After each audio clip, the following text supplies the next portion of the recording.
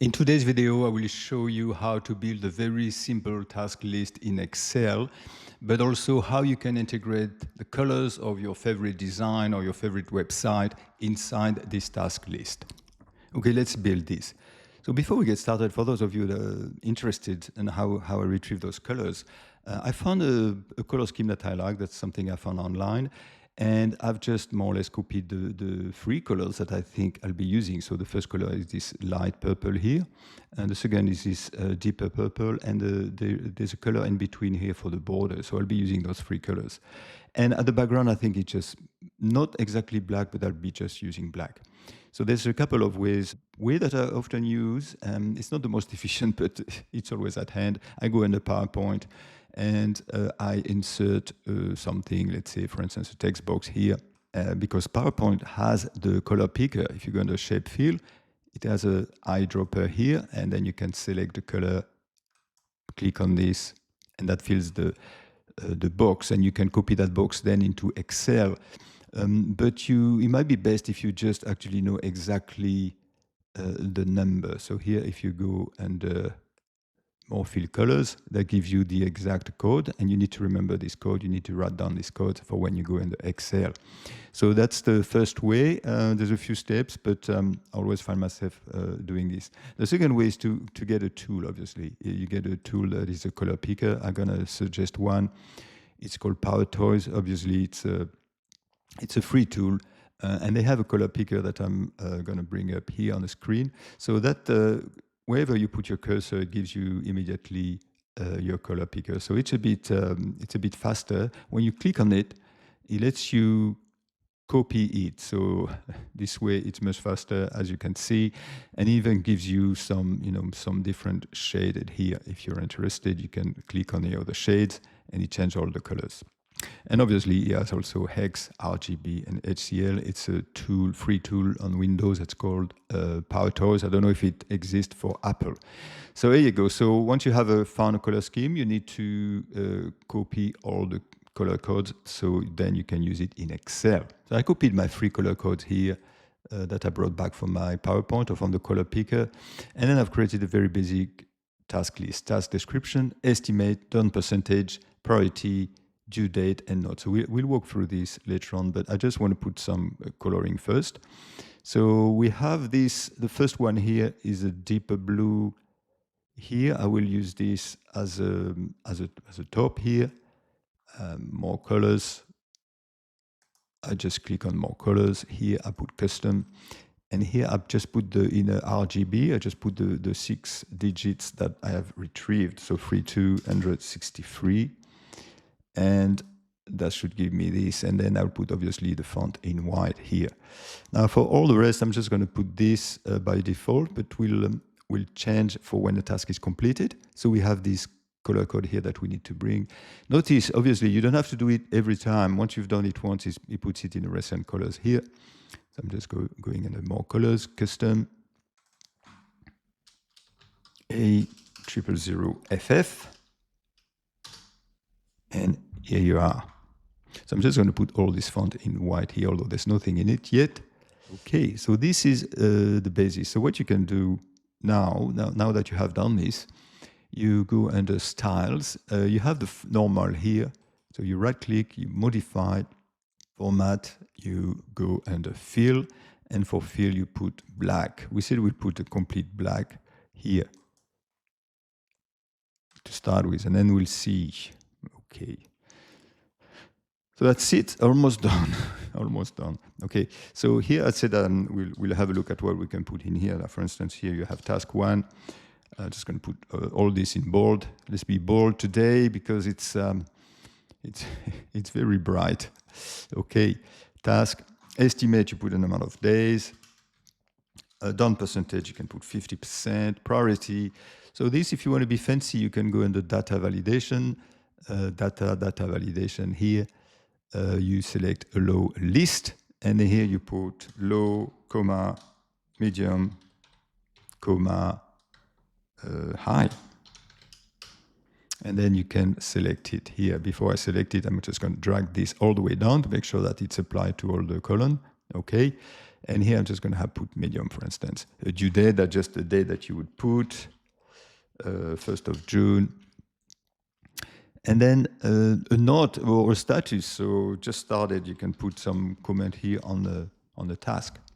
Okay. So this is it. So we've more or less finished the first part here. There's just a conditional formatting that I would like to apply here. So let's say I just have plenty of tasks here. And the one that are completed, I want them in a bit of a deeper shade. And I'm going to take the in-between shade here. That's a shade that we haven't used yet. It's not, so it will not be here yet. We only have the two here. So, but this I want to put it in conditional formatting. So I'm just going to select all this. I will be going under conditional formatting, new rule. And I'm not going to select the format cells based on their values because I want to format the full row. So I'm just going to have to use a formula for this. And the format, the formula is, is the done percentage here. I'm just going to select the first one. I'm going to make sure that I lock the G here, which is the colon. So I'm just going to remove the dollar before the 10. So it's going to be $G10 is equal to 100%. I'm just going to put 1, which is 100%. And I'm just going to go under format. And here I'm just going to put the format, the fill. I'm just going to put the third color here. More colors, custom, and 4E0C8D. Let's see if it works. Okay, that is it. So obviously I can change things a little bit. I can put the font a bit bigger. I can put rows a bit taller if you like. Season to test, as I say. So now this is done. I think I've just put that a little bit too big. Okay, now this is done. I need to create boxes to put on top where I will be putting the totals. So the boxes that I'll be drawing, they are not exactly square. As I always say, I try to move away from everything square in Excel. I'm just going to put one with the rounded corners here. So I can put a large one at the top. So here, what did we say? We said we wanted to have the light here as a background. So let's have a look. Shape fill, the light as a background. And at the border, we want the second one. We don't want the dark, otherwise we're not going to see it. We want the second one here. And that's for the shape outline. I'm just going to put the second one here. And make sure it's thick enough so we can see it. Wait. Okay. And then I want to create 3 smaller one here. I'm just going to duplicate it, Control D or C and V. It's up to you. I'm going to have one for task completed. And I'm going to have one for task started. And then I'm going to have one for task not started. Good guess. Okay, so I'm just going to take all this, select all this. You can do Control A if you like, just to move it, because I want to put the actual numbers under. So the actual numbers, I'm just going to duplicate this, Control D as well. The actual number is going to be something a little bit different. Yeah, it's going to be the font or the fill, sorry, the fill is going to be not the completely dark, I believe. Not sure what you think. What do you think? I'm just going to start with this. See if it works. No, I think I'm just going to put the completely dark here. Okay. And okay, we just have to put the numbers in it. Okay. So here, I'm just showing you the mainframe first. So this is the overall ID that we have. I mean, maybe this one would be a little bit bigger, or we can do some fine tuning in the end.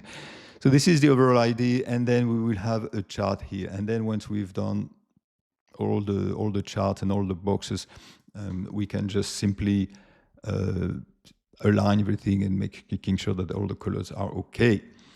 I wanted to put something so that this is obviously optional, but if you want to be fancy and have a bit of a as the way they had it on the reference picture that I used. They had some small symbols here. So for task completed, for instance, you can put a tick or something like this, like tick, task completed. For task in progress, maybe I can put this actually.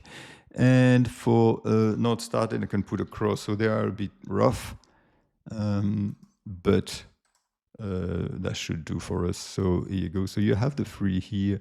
We can put maybe a graphic field. We can put the light thing like this, put them a bit smaller. I'm not a designer, so feel free to change all this. And then maybe the completed. Actually, I'm just going to put the completed in here. That makes more sense, doesn't it? And we can review all this. I think it should be a bit smaller, maybe. Actually, those will be text, so those can be input directly in a box. Not started here. Put bold in the center and in the middle. Can this? Yes, up to you. Okay. Okay, now that I've changed that one, I need to change them all.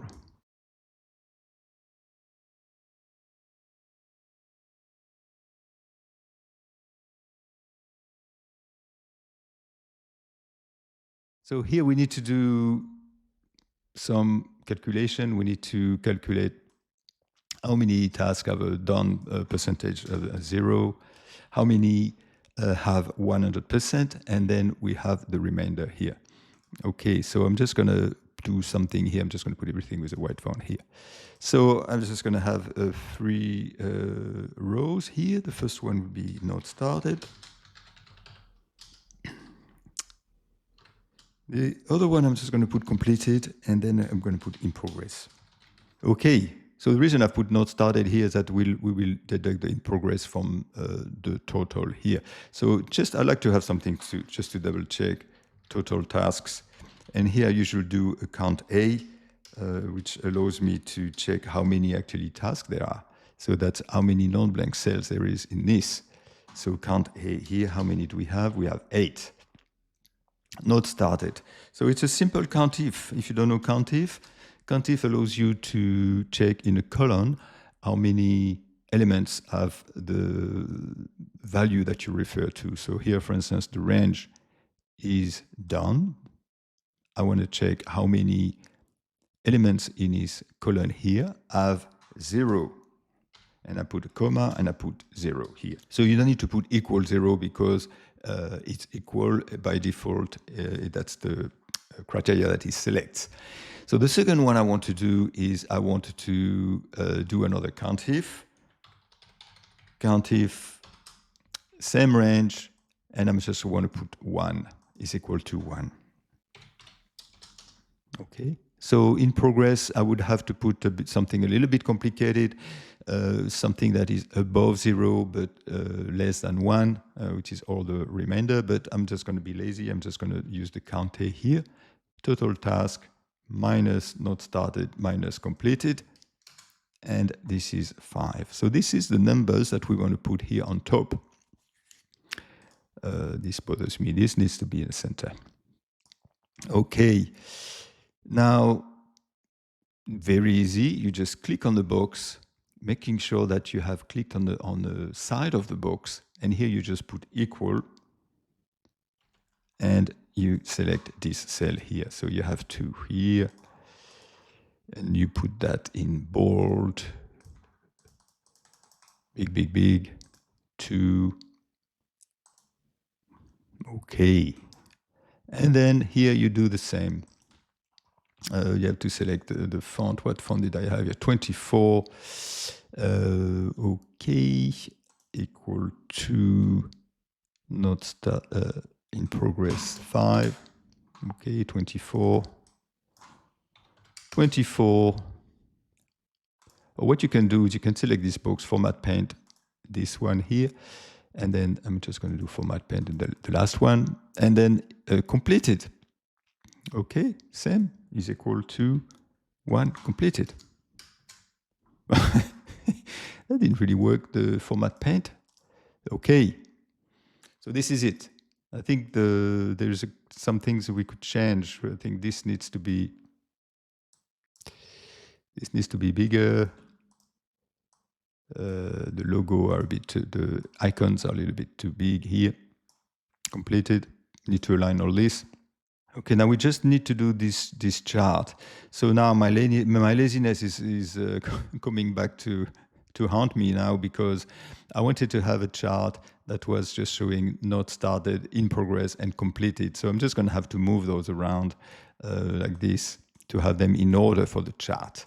Okay, now I'm just going to select everything here. I'm just going to do an insert, and I'm going to insert a pie chart here, today pie chart. First thing is we're going to be removing the fill. We're going to put no fill here. Now the first one we're going to put, I want to use the same 3 colors to be consistent. And obviously, as the light one is not started or in progress, I want to use it first. So I'm just going to use this one, the lighter one, and after I'm going to put to the second deeper, or the second lighter. And then I'm just going to put the deeper one here. So people should be able to guess.